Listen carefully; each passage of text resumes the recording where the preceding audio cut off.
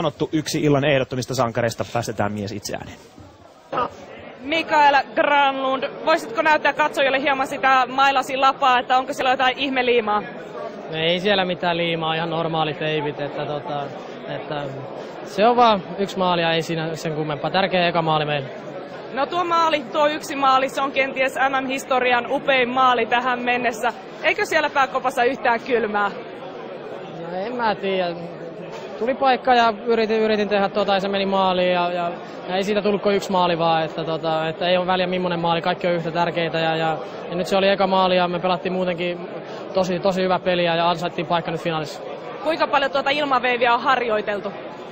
No pienempänä sitä joskus tuli harjoiteltua, mutta eipä sitä nyt viime aikoina hirveän ole treenattu, että nyt se meni sisään ja ihan kiva juttu. Sanoit tuossa aiemmin turnauksen aikana, että sinulla on muutamia kikkoja mietittynä takataskussa. Tämä taisi olla yksi niistä, mutta missä vaiheessa teit sen ratkaisun, että nyt sitä lähdetään yrittämään?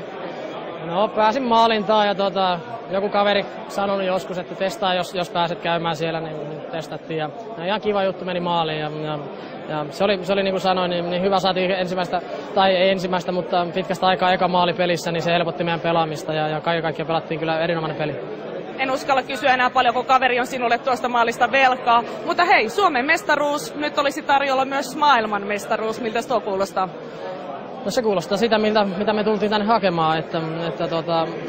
Nyt on kaksi parasta joukkuetta finaalissa ja me ollaan ansaittu paikka siellä ja nyt meillä on mahdollisuus voittaa jotain hienoa ja uskomatonta. Ja kukas muukaan vastassa, kun rakas naapuri Ruotsi, niin tulee olemaan ihan mieletön peli.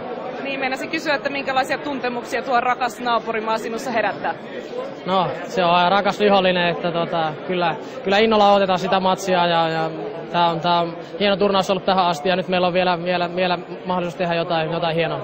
Onnittelut vielä jo varmistuneesta MM-mitalista, kiitos. Kiitos.